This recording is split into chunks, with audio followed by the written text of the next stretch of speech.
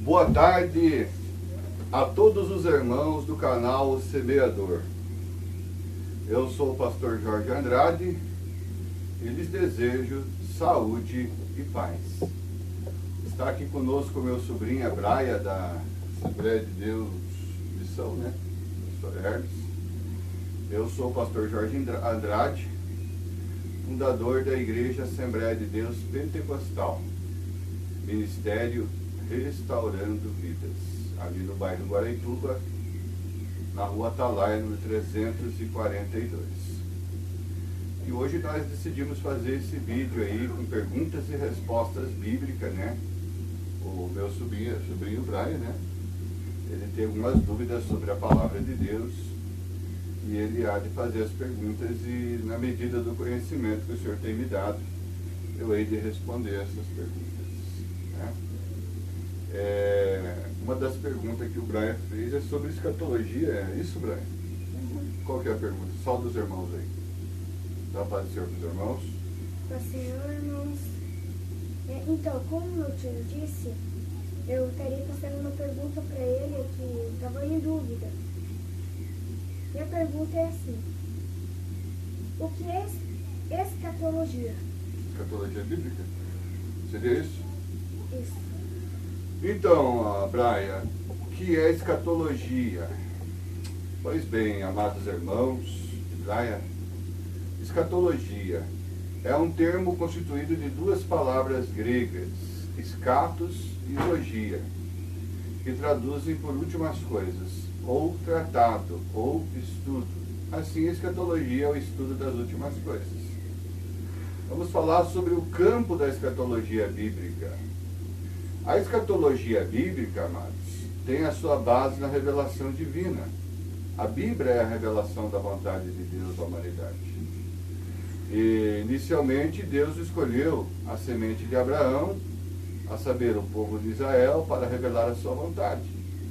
Posteriormente, Deus ampliou o campo da sua revelação e formou um novo povo, a igreja, constituída de judeus e gentios, conforme o texto do apóstolo Paulo, da carta aos Efésios, capítulo 2, e versículo de número 11 ao 19, que diz: portanto, lembrai-vos de que vós, no outro tempo, réis gentios na carne, e chamados incircuncisão, pelo que na carne se chama circuncisão, feita pela mão dos homens. Versículo 12, que naquele tempo estavais sem Cristo, separados da comunidade de Israel, e estranhos às alianças da promessa, não tendo esperança e sem Deus no mundo. Mas agora em Cristo Jesus, vós que antes estáveis longe, já pelo sangue de Cristo chegaste perto, pelo que é a nossa paz, ao qual de ambos os povos fez um, derrubando a parede de separação que estava no meio, na sua carne, e desfez a inimizade, isso é, a lei dos mandamentos, que consistia em ordenanças para criar em si mesmo, dos dois, um novo homem, fazendo a paz, e pela cruz reconciliar ambos com Deus em um corpo, matando com ele as inimizades. E vindo ele, evangelizou a paz, e vós que estáveis longe, aos que estão perto, porque por ele ambos temos acesso ao Pai, em um mesmo Espírito. Assim como já sois estrangeiros, agora, assim já como não sois estrangeiros nem forasteiros, mas concidadão dos santos e da família de Deus, a partir de então a igreja é o alvo da revelação divina. Toda a revelação aponta para o futuro, e a igreja caminha nesse mundo com uma esperança, pois é identificada como peregrina e forasteira. Primeira carta de Pedro, capítulo 2, amados irmãos, e versículo 11 diz: amados, peço-vos como peregrinos e forasteiros, que vos abstenhais das concupiscências carnais e combate contra a alma. Então, isso seria assim uma introdução, né, rápida, simples, irmão, para sobre o que é a escatologia. Por exemplo, a escatologia pertence ao campo da profecia. Eu não sei se você sabia isso. Você é jovem, né? Se Deus quiser, o ano que vem vai estar entrando na escola teológica, né? Para aprender mais da palavra de Deus. E vocês, amigos e amados irmãos do canal ali, do Semeador no YouTube, que tem vontade de aprender. Eu sou o pastor Jorge Andrade, fundador da Igreja Evangélica Assembleia de Deus Pentecostal, Ministério Restaurando Vidas. E na nossa igreja nós temos uma escola preparatória de obreiros, temos aulas de teologia ali, um valor bem simbólico, né, comparando com outras academias teológicas, é um valor bem simples, bem baratinho. E se você quiser entrar em contato conosco, entre pelo telefone, operadora 41 366 9232, ou pelo meu celular, né, que nesse celular também tem o número do WhatsApp, que é o 9791 5195. E vocês querendo aprender mais, se aprofundar mais sobre escatologia, sobre antropologia, sobre pneumatologia, sobre vários assuntos teológicos, estamos aí dispostos a ensiná-los, ajudá-los, né? Esse é um ministério novo, mas um ministério muito fundamentado nas Escrituras. Porque existe você surfar na Bíblia, aquele que vai só por cima. Existe aquele mergulhar nas Escrituras. E através desses vídeos aí, respondendo perguntas e respostas, quero convidar vocês a mergulhar nas Escrituras conosco. Eu vou falar um pouquinho também da escatologia, já que é o assunto dessa tarde. Só o nosso cenário aqui que é meio simples, tá, amados? Logo, logo nós vamos estar preparando aí um cenário melhor. Eu vou falar sobre a escatologia, ela pertence ao campo da profecia.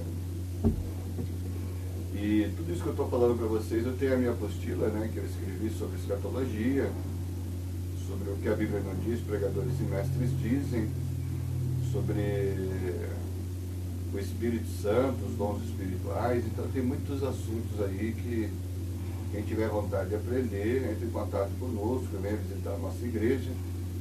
Ela está agora localizada ali no bairro Guaraituba, na rua Atalaia, número 342. Mas logo, logo estaremos na sede própria aqui no São Dinas, na rua Francisco Tânia, número 412.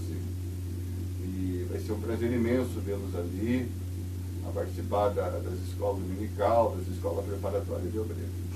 Pois bem, eu vou dar mais uma palavra sobre a escatologia pertence ao campo da profecia. Pedro teve o cuidado de expor essa verdade a nós outros, quando escreve por seu amanuense, a sua segunda carta, 2 Pedro capítulo 1, versículo 19, Pedro diz assim, amados: e temos muito firme a palavra dos profetas, ao qual bem fazeis estar atentos, como uma luz que alumia em um lugar escuro, até que o dia amanheça, e a estrela da alva apareça em vossos corações. Não podemos duvidar nem admitir falha na palavra de Deus. Ela é inspirada, soprada, impulsionada pelo Espírito Santo do Senhor. Conforme a segunda carta de Paulo aos Tessalonicenses, capítulo 3, versículo 16, ele diz: ora, o mesmo Senhor da paz vos dê sempre paz, a toda maneira o Senhor seja com todos vós. Em 2 Pedro capítulo 1, versículo 20 e 21, Pedro diz assim,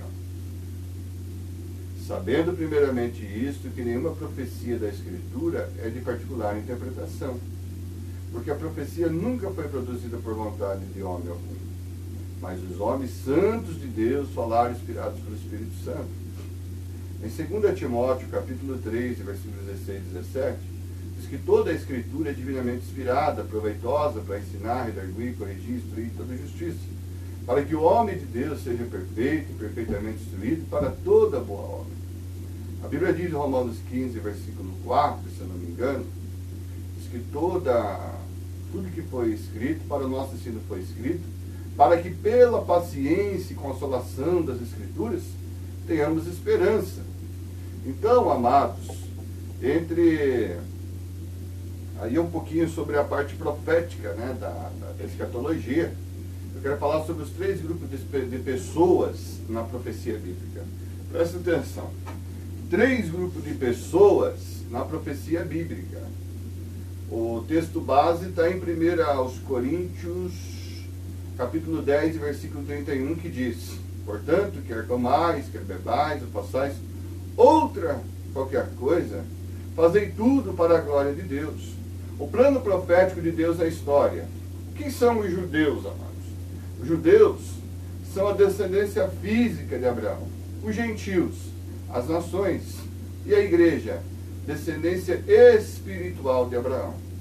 Então nós vemos biblicamente 3 tipos de povos: os judeus, descendência física de Abraão; o gentio, as nações; e a igreja, descendência espiritual de Abraão. Vemos também sobre a escatologia, que é um dos assuntos que estamos tratando nessa tarde. A escatologia, ela abrange passado, presente e futuro, né? Passado, presente e futuro. Se Deus quiser, o ano que vem, você vai estar entrando na academia teológica, o tio vai estar orientando mais você. Então, passado, presente e futuro. A escatologia, ela abrange essas 3 etapas: passado, presente e futuro. Eu falo bem paulatinamente, para que os irmãos possam pegar bem, absorver bem o conhecimento. Por exemplo, amados irmãos, a escatologia no passado: profecias exortativas, messiânicas e julgadores. Presente: expectativa gloriosa por parte da igreja. Futuro: conclusão final dos planos do Altíssimo. Então, na escatologia estão inclusos vários assuntos que nós vamos tratar nos nossos outros vídeos, nas nossas outras aulas bíblicas aí. Profecias e promessas, tudo isso está na minha apostila. Com licença. Profecias e promessas, ascensão de Cristo, tempo da graça, arrebatamento, ressurreição dos salvos em Cristo, o tribunal de Cristo, as bodas do Cordeiro, que é o casamento de Cristo com a igreja, né? A tribulação, a grande tribulação, a plenitude dos gentios, o anticristo, a intensidade satânica, selos e trombetas, ais, taças, catástrofes climáticas, mudança na topografia do planeta Terra, guerras de grande proporção mundial e morte, né? Segundo hoje as estatísticas, já houve mais de 56 mil guerras, né? É muita guerra, né? Teve as mais famosas, né? Que foi a Primeira Guerra Mundial, foi de 1914 a 1918. Aí teve a Segunda Guerra Mundial, que foi de 1939 a 1945, com Adolf Hitler. Vai estar aprendendo isso na escola, né? Então, os ais, as taças, catástrofes climáticas, mudança da topografia do planeta, guerras de proporção mundial, né? Onde foi dizimada uma grande numeração da população, quase 70% da população mundial foi dizimada entre a Primeira e a Segunda Guerra Mundial, o estado intermediário dos mortos, a proclamação do Evangelho do Reino em escala mundial pelos 144 mil selados de Deus, que irão pregar, esses 144 mil judeus, que são 12 mil de cada tribo, eles vão pregar no período da grande tribulação para o povo judeu. As 2 testemunhas, que segundo alguns teólogos, tem 2 deduções sobre as 2 testemunhas. A primeira dedução, que pode ser Elias e Enoque, porque eles não morreram, e para poder entrar no céu tem que, a Bíblia diz que carne e sangue não agarrarem do céu. Então é uma grande possibilidade de ser Elias e Enoque. A outra possibilidade, e segundo o maior número dos teólogos, que são as duas testemunhas, Elias e Moisés, porque foram eles que apareceram no Monte da Transfiguração com Jesus, quando Jesus estava orando antes de ser crucificado. Então pode ser Moisés e Elias, as 2 testemunhas do Apocalipse, ou pode ser Enoque e Elias, entre essas 2 possibilidades. Então a proclamação do Evangelho Eterno pelos anjos, que irão proclamar o Evangelho Eterno pela grande tribulação, o glorioso retorno de Cristo, a destruição do anticristo e do falso profeta, no final da grande tribulação, o julgamento das nações, a prisão temporária de Satanás por 1000 anos, a ressurreição dos mártires da grande tribulação, o milênio, a soltura de Satanás após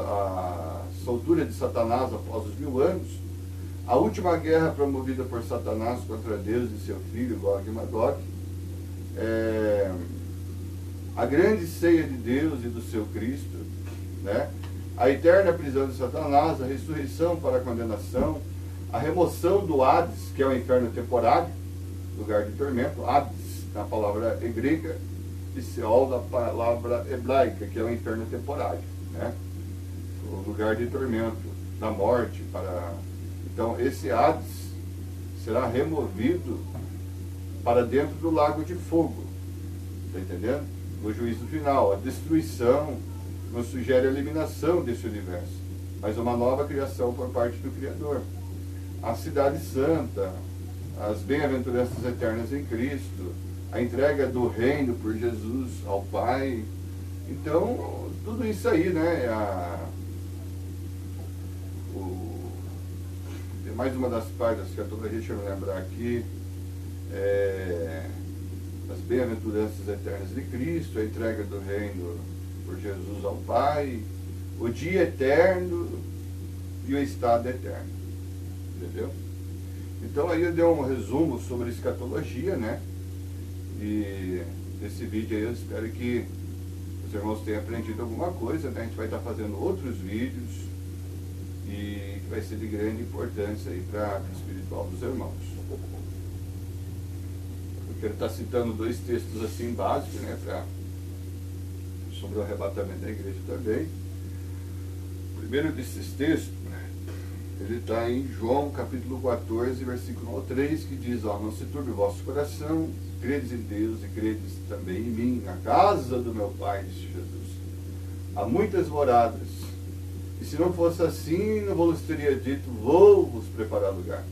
E quando eu for e vos preparar lugar, virei outra vez, vos levarei para mim mesmo, para que aonde eu estiver, estejais vós também.